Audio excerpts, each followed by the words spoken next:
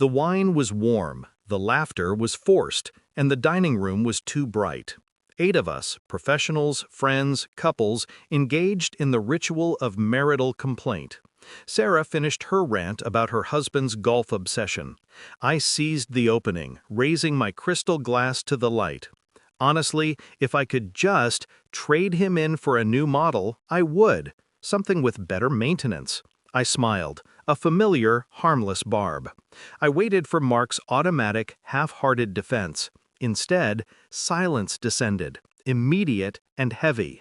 Mark didn't flinch. He set his fork down, the dull click of metal against ceramic the only sound. He looked across the table, his eyes perfectly flat, perfectly hostile. "You already did," he said. It wasn't a joke. It wasn't a retort. It was a statement of fact, delivered with the finality of a judge's gavel. The air pressure in the room shifted, crushing the casual atmosphere.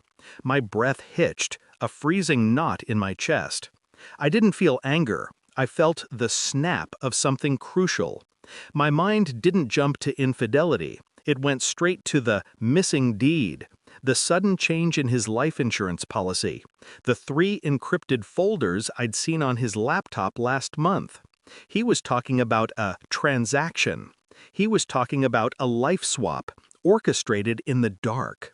My shock instantly converted to absolute clarity. He hadn't been cheating on me. He had been systematically erasing me. That night, the methodical work began. I lay beside him, listening to the regulated rhythm of his breathing, the sound of a man who believed himself safe.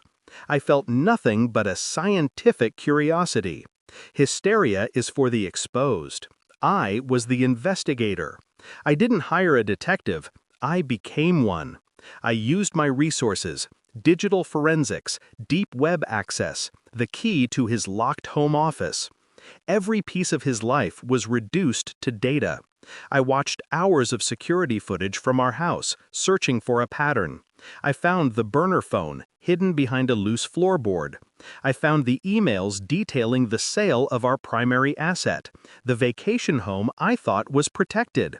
The cold exterior I presented to the world, the dutiful, successful wife, was merely camouflage for the controlled rage simmering beneath the surface. My goal was no longer reconciliation. It was surgical destruction. The full truth arrived late one Tuesday night. A signed document, a prenuptial agreement I had signed 10 years prior, hidden within a massive legal packet. A clause, cleverly buried, stipulated that in the event of my material breach of trust, something as simple as accessing his private accounts, I would forfeit all claim to the major assets. It was a self-destruct mechanism, and he'd been hoping I would trigger it in a moment of panic. The final proof was a wire transfer receipt. Our savings, all of it, moved into a numbered account overseas. He hadn't just left me, he had planned to bankrupt me by design. I found him in the library. I placed the wire receipt on his antique desk. I didn't speak. I simply pointed to the final number. He looked down. The blood drained from his face, replaced by a gray mask of terror. He didn't deny it. He reached out, his hand shaking violently, trying to crumple the evidence. "How did you—" he started, his voice a pathetic croak. "I checked the inventory, Mark," I cut him off, my voice flat, devoid of warmth, "before the sale went through." The next evening we were back at the same table, same friends. The tension was suffocating. Mark was palpably nervous, watching my hands. I didn't yell. I pulled a sleek, thin document from my bag.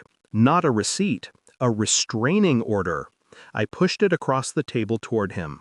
"I'm not the one being traded, Mark. You are the one being recalled." I paused, letting the silence scream. "The police have a copy of the transfer receipt. The bank has been notified. The legal maneuver you prepared, I used it. You just transferred a significant sum of your liquid funds into an account that is now legally frozen as part of the criminal fraud investigation." He rose, shouting, his composure finally dissolving into incoherent noise. The friends stared, shocked and horrified. But my eyes were on him only. I had revealed the truth, not in a pathetic whisper, but in a devastating strategic move. I didn't stay to watch the fallout. I stood, smoothed my dress, and left the stunned dining room behind. He wanted a clean break. I gave him a complete public collapse.